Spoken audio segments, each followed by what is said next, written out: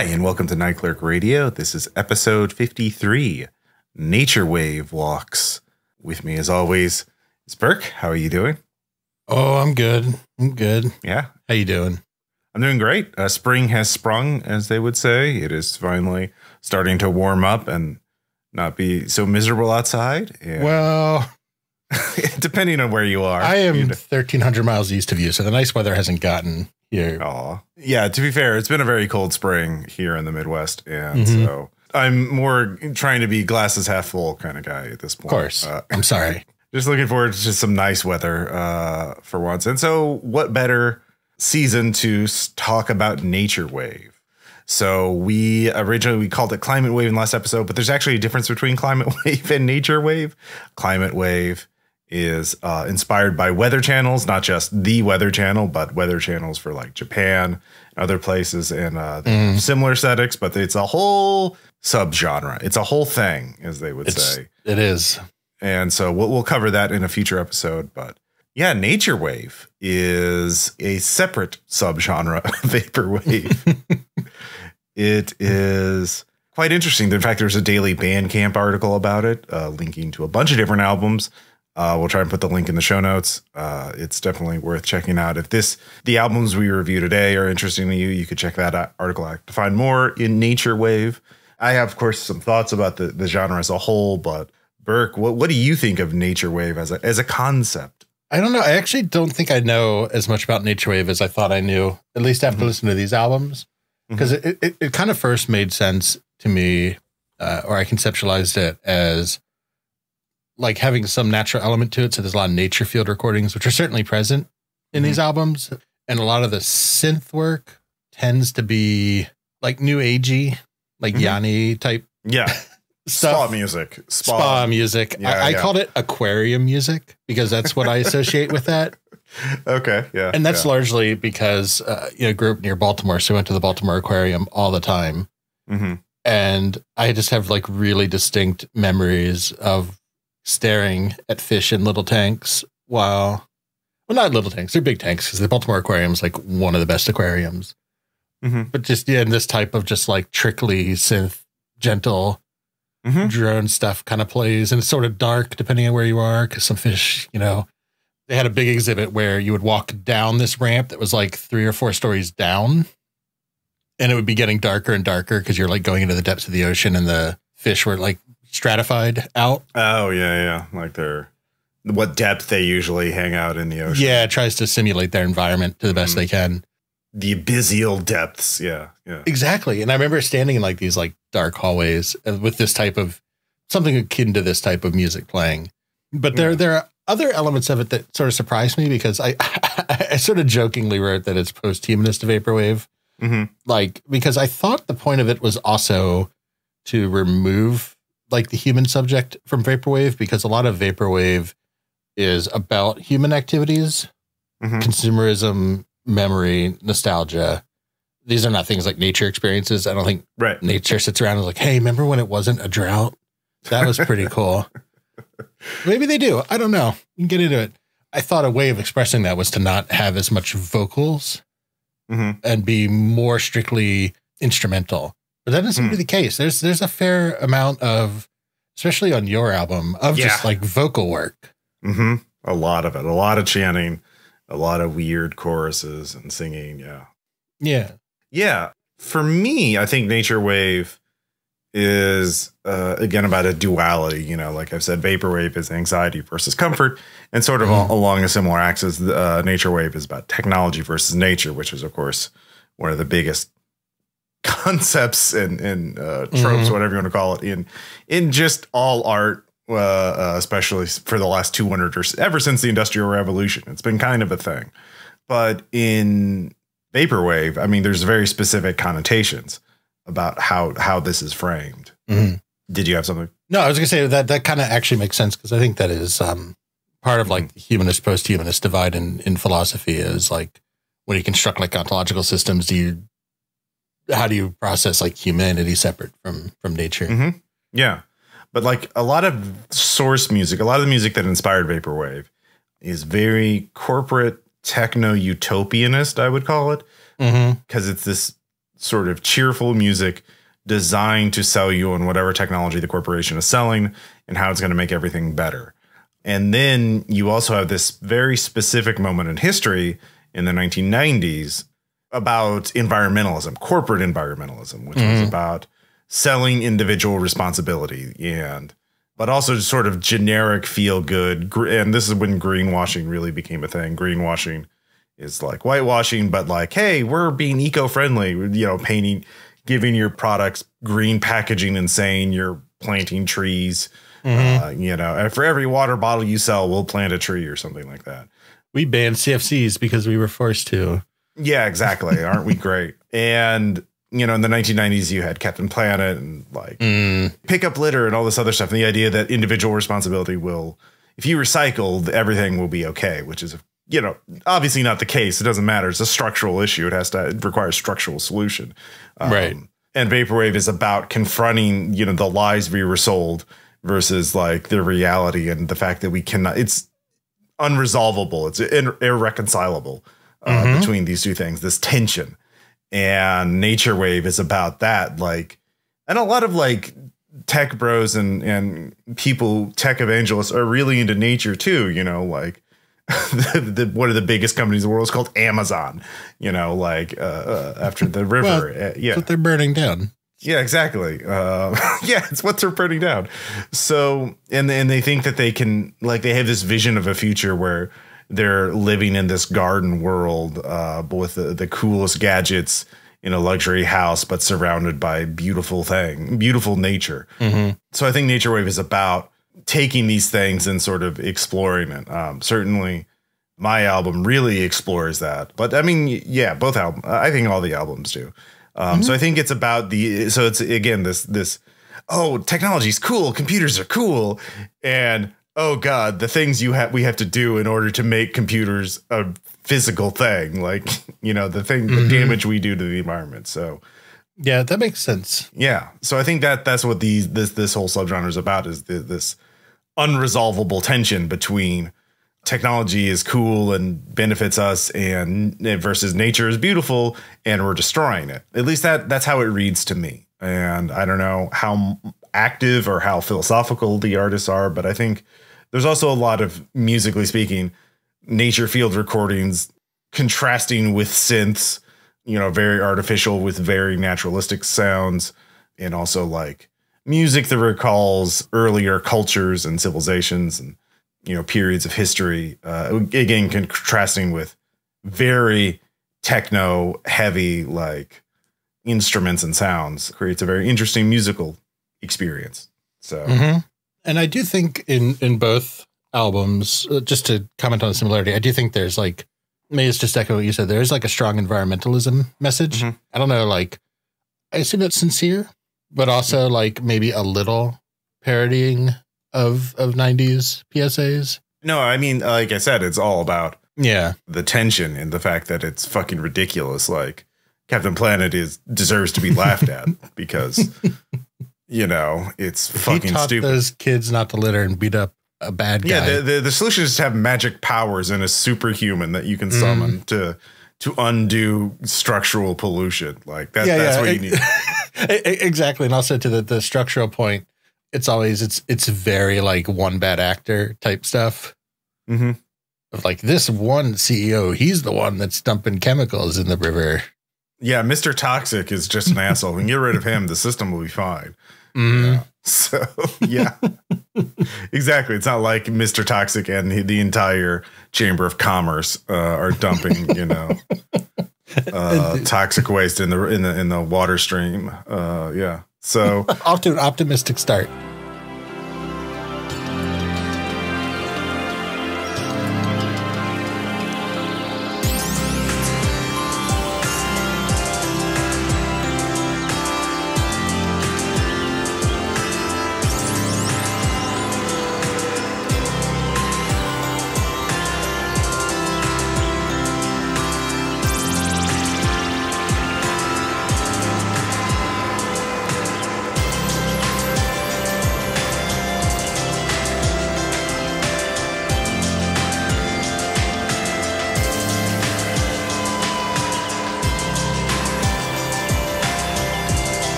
That little bit of music is the back half of the opening track of our first album, Biosphere 0.2 by Cyber Surfer 3D. So this is an album that I chose because I wanted something a little more recent compared to your choice. And it's a little bit shorter. The other album's a little bit longer. So kind of like a feasible amount of listening and research beforehand. And I just was going through the Naturewave tag on Bandcamp. And I just really liked this album when I was listening to it. So I wanted to talk about it.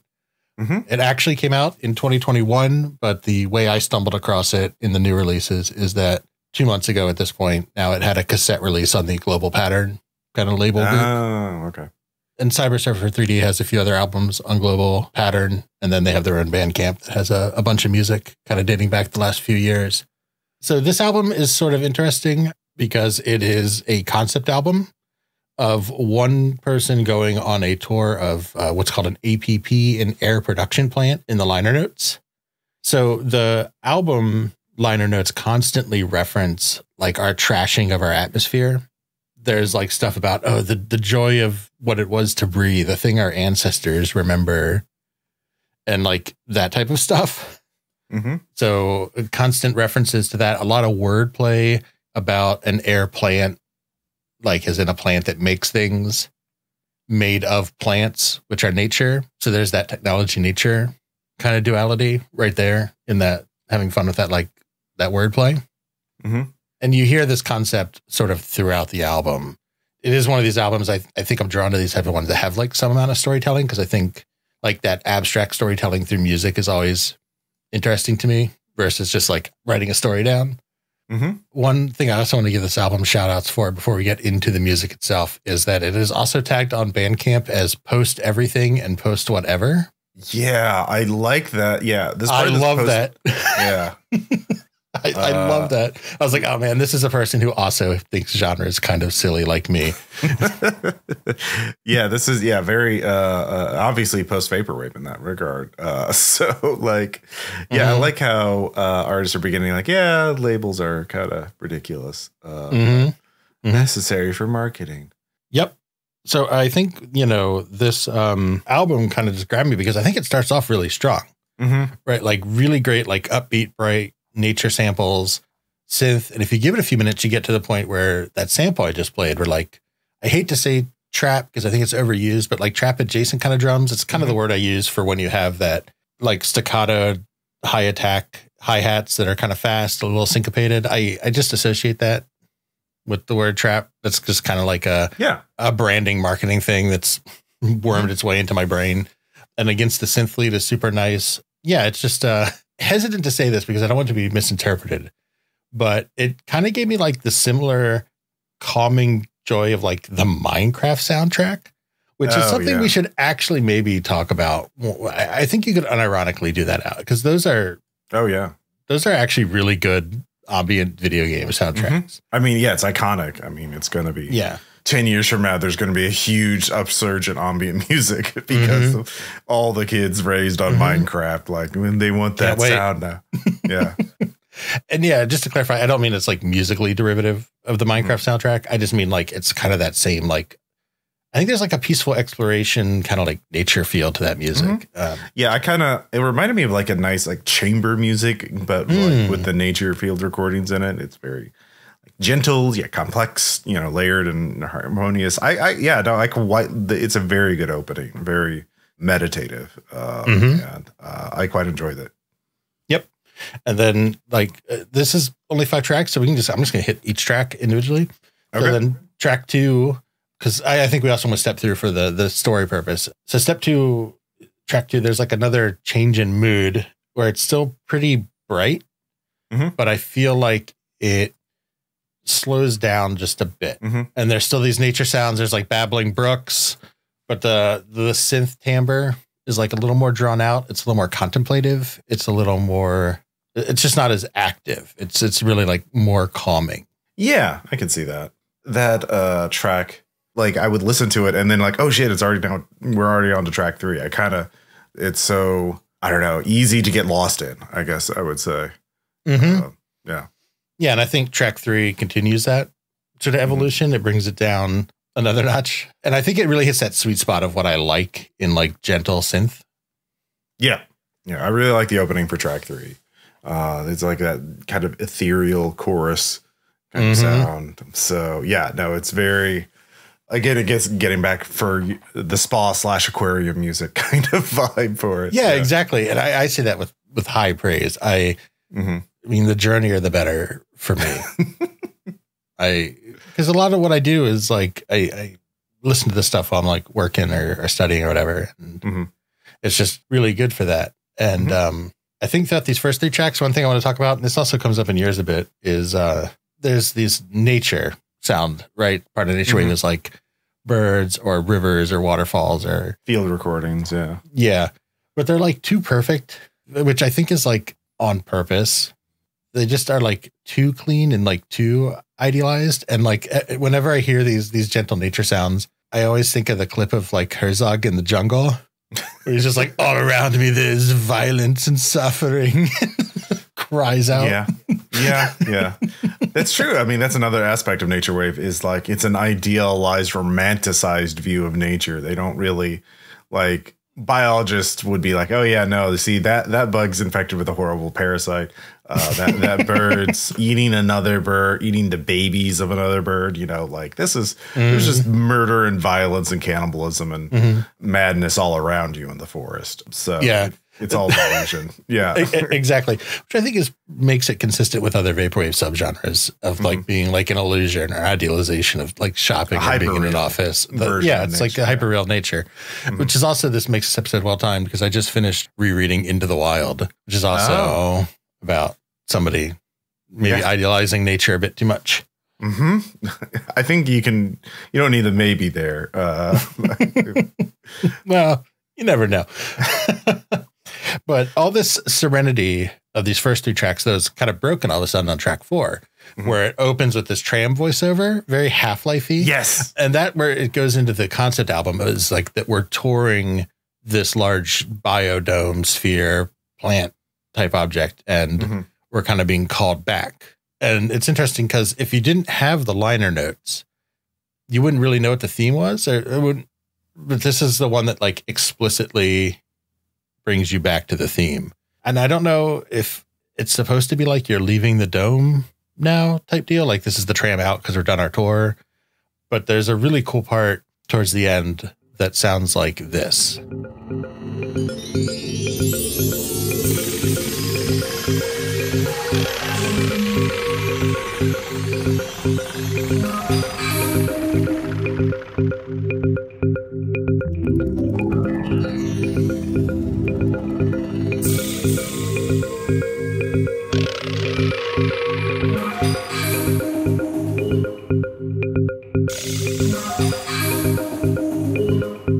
What do you see with your mind's eye?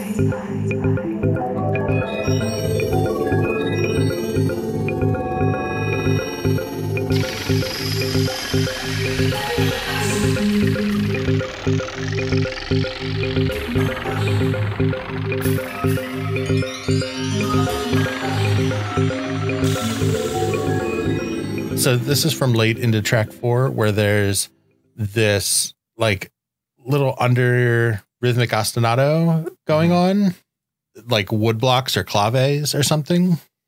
It's very repetitive, and there's synth over it. Yeah. And I really love this because it's like a noted departure from the style of the first half, which I kind of associate with a departure of from the dome, because the music and the synth feels more unnatural, more machine-like. So you're like stepping away from nature. Yeah.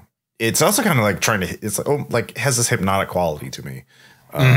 Yeah. So again, yeah, trying to, you be the vague sense of being indoctrinated, you know, like with a program, you know. Interesting. Yeah.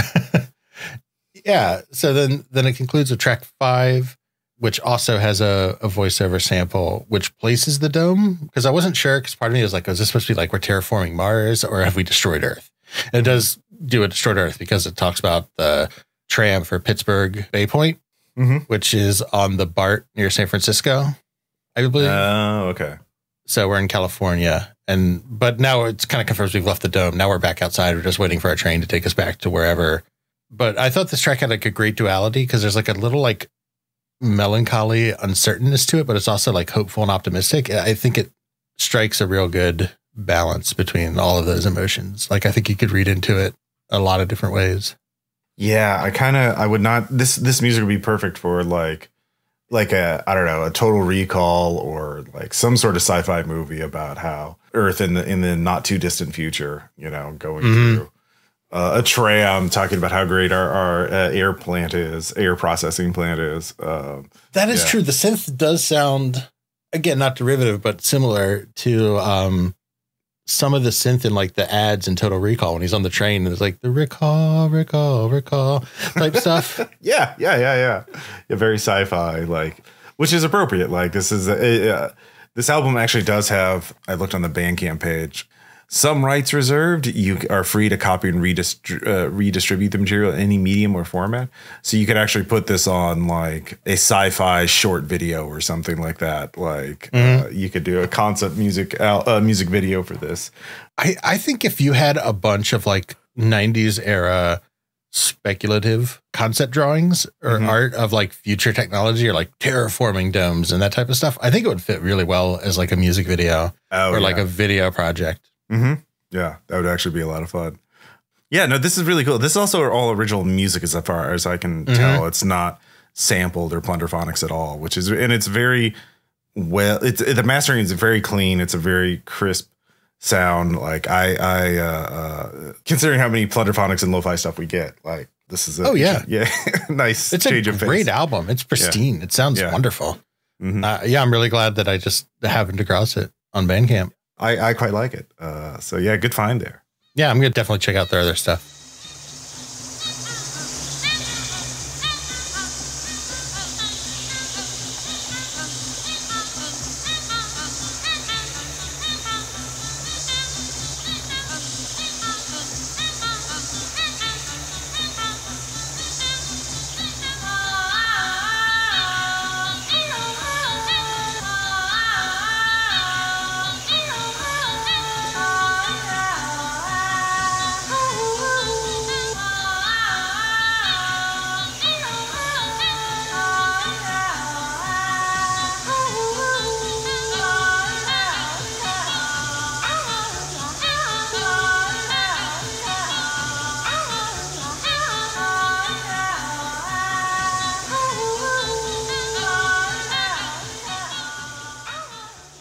And that is part of track 1, Mother from Overgrowth from Ozcob, Digital Sex, and a few other artists. It's actually a major collaborative project between like, let's see here, 1, 2, 3, 4, 5, 6, 7, 8, 9 artists altogether. Because one of them is a duo. 2814 shows up on this album, but okay, yeah. This is a very long album. This is, let's see, hour 23 minutes long. And it is a journey because it is, you could play certain tracks from this and you would not guess that it's from the same album. It is very much listening to this is where I form my thesis about Naturewave as a whole, about the tension and the duality, because this is a album about nature and technology. And basically it's about how we go from nature to technology and the violence inherent in that prospect. Because it is, according to Ozcob, the album was motivated by a desire for the listener to hear nature slowly decay into the technologically advanced world of tomorrow. So it's beautiful. I got kind of emotional listening to this. You think about like, oh yeah, it really does thrust that idea at the first of what we're doing to nature to have technology, and you're like, oh boy, yeah, I don't watch nature documentaries anymore because I don't like thinking about that stuff. It's a beautiful album and a challenging album in a lot of ways. So this is also one of the older albums, one of the first sort of albums that pioneered the Naturewave subgenre. Came out in July of 2015, but it's had multiple releases then for cassette and vinyl, I believe. But yeah, I loved it, but it is a highly varied album. What in general, what did you think, Burke? before we get into specific tracks. Yeah, I liked it. I really tend to like albums that have a lot of variety in instrumentation. Boy, yeah, we got, it's kind of a vaporwave sampler because there's a little bit of everything in this. It's funny. Some of the stuff I didn't even think of as artists because we're like 2814 is on this. I was like, really? But yeah, they have a producer credit on one track. I just read that as part of the track title because of fucking vaporwave. I was like, this is something prod 2814. Okay.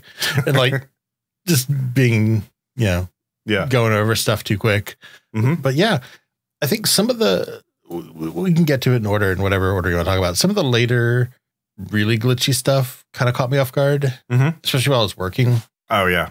We should probably get into the specific tracks then because we don't have to hit all of them, but there's a few I want to talk about for sure. Yeah. The opening track, Mother, I really like because it has this odd sort of rhythmic chant and these field recordings and then this call and response.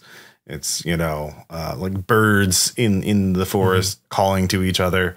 Very unique feel to it. And I quite enjoy it. Then as we go on in the album, like track 2 is this very, very much spa music, Gregorian kind of chants, calm, tranquil nature scene. It's very, very calming. Get your massage. It's, fall asleep as you smell the incense. It's quite nice. But I think track 3 is the one with Chungking Mansions produced. It's called Daydreaming, and I quite like it. It's kind of stuck in this same, it's not quite nature sounds. It's not nature sounds at all. It is, can't quite seem to get started. It's no longer hopeful, but kind of worried at second time. Yeah. And it reminds me of Chungking Mansions. I've listened to some of their other stuff and it's very, this ambient synth. It does feel kind of like, stuck because it does have that little strong delay effect, like that repetition delay effect. So the chorus I go dun dun dun dun dun dun dun dun dun dun dun. You kind of like you're stuttering almost. Why don't we just go ahead and put a sample?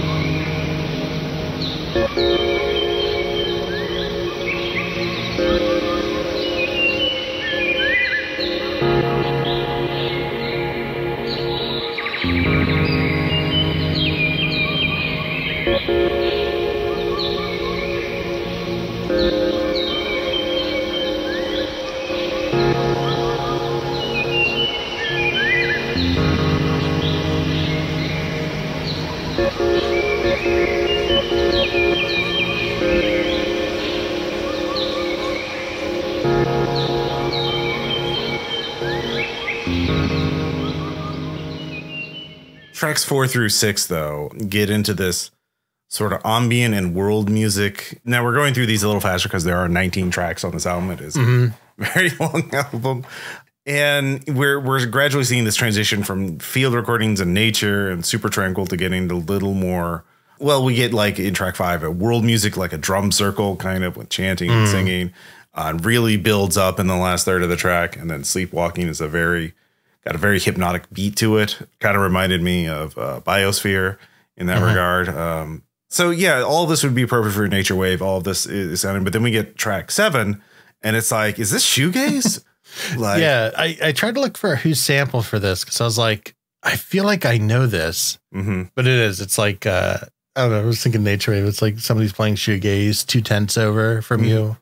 It is. Camping outside, oddly distancing. Yeah, it's like it's a shoegaze, but in a mall. Like it's very like it's got that mall soft effect sounding like coming from a distant location. It's quite interesting. And then track 7. So we're beginning to lose all our connection to nature.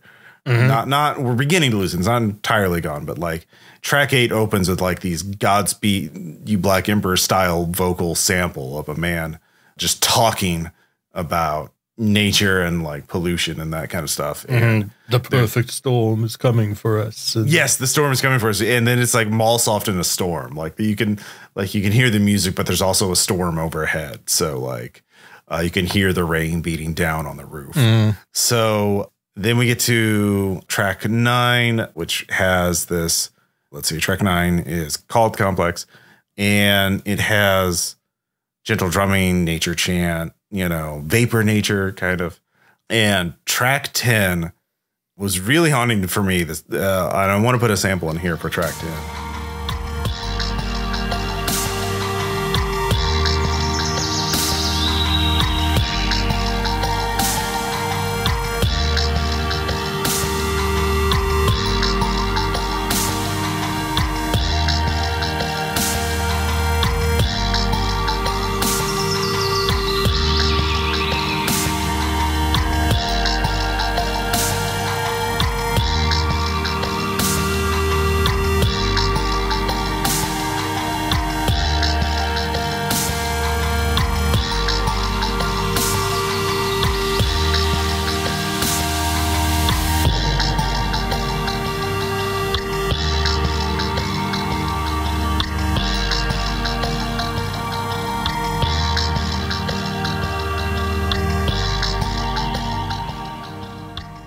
Has a very haunting sample of a speak and spell, and then followed by this Vangelis-esque synth pads, and then it goes into vapor trap. Like, I don't know. I think speak and spells just sound cursed. It just they just sound so ominous. And then track 12, this ominous industrial sounding. Then this late shift into vapor trap with this really cool piano break around 229.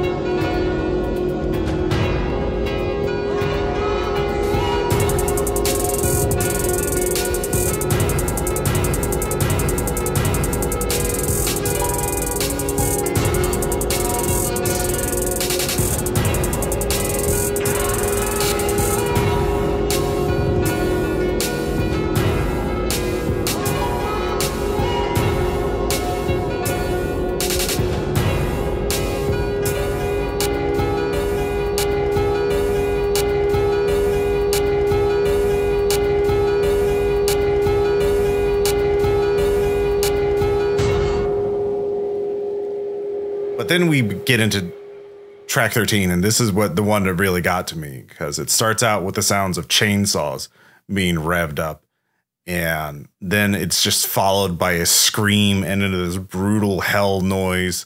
Like, it's just super industrial rage and death, and it's like, oh yeah, that's kind of what they do, huh? Yeah. Oh, so you've been thinking about nature and all this other stuff, and now you're gonna have to think about what we have to do to nature. And it's like, oh, I don't like that. I don't like that at all. Yeah, it's all the chainsaw stuff. Yeah. I think the track is very ominously titled Death is Rebirth or something like that. Yeah, Death is Rebirth. There's someone on one of the Bandcamp pages for this album. It's listed on two different places. Yeah, one is bloodhoney.bandcamp. And there's one of the reviewers who's like, this is such a beautiful, gentle album, and it's so otherworldly. My favorite track is Destruction is Rebirth. It's like, are you just trying to troll people? So, yeah. But then after that, now we're in full technology. Well, I did want to, I guess there's a different track that has a sample of a woman talking about forests. So I can save my point for that. But yeah, I do think that like the Death and Rebirth is also literal, like you said, because there's like, you cut down all these trees. And then there's this just insane noise. I'm just kind of reiterating what you said about it. And then like you come out into the next few tracks are just like, oh, we're going places now. Yeah, no, it's a lot. And then we get into like vapor trap really, really fast with a bit of like industrial for the next track. 15, I thought was very techno thriller. You Can't Run Forever, produced by White Marino. Very cinematic music. Like, then again, this album has so many surprises. Track 16, Decay. God, it starts with this mournful violin and high frequency synths, sort of like pulsating. And then it's like, oh, hey, it's a 9 Inch Nails track. Oh, hey, now it's back to classical strings quartet. It's like, what's going on here? Like, what's happening? And then as we're wrapping the album up, there, track 17 and 18 are like signal wave. Like, I think this is the one with the woman talking. Like, it's very hypnotic, like samples And I think this is the one with the woman talking. And it sounds a bit like almost like number stations at points. Like there's a lot of that lo-fi static, radio static. So yeah. And then track 19, it's like, oh, here's 2814 with this really sweet, lush ambient. Big long track, just beautiful. And but they bring back the call and response from track 1. Yeah, it's a journey. Yeah. It's a hell of an album in that regard. The back third of the album is something. Yeah, it gets pretty intense. I mean, I liked it, but the first time I listened, I was like, yeah, exactly. like, oh no, I'm feeling things. I don't know. Yeah. So, I kind of wish I had known about this album earlier, because like with the first release of it was a cassette with a 3D printed cube, because the cover art for this album is a pink cube floating in a forest or a rainforest. And I was like, ooh, I would like that. But alas, it was limited and sold out, limited to 5. So yeah, I doubt I could have gotten it even I'd been there. 5? Okay. Yeah. Well, they're 3D printing in 2016, I think, when they did that. So I'll 3D print you a pink cube, bros. Oh, yeah.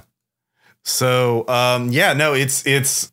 I think it's one of the better, certainly a top 20 vaporwave album of all time for me. Like to showcase. Really? Yeah, I think it really showcased what the genre can do. Yeah, big, long, expansive, conceptual stuff is really interesting for sure.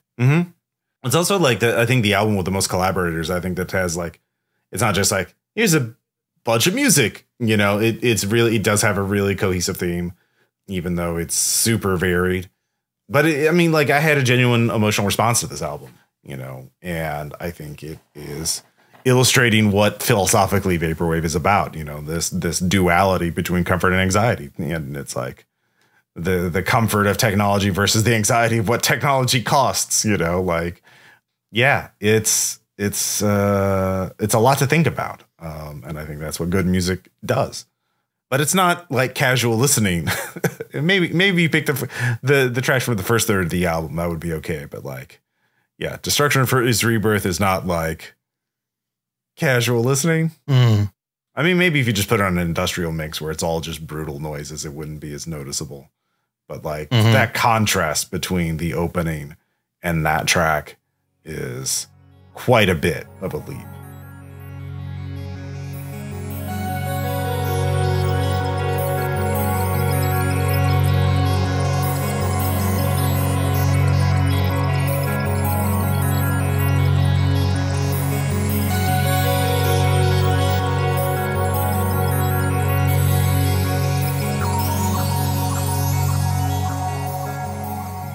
Thanks for listening.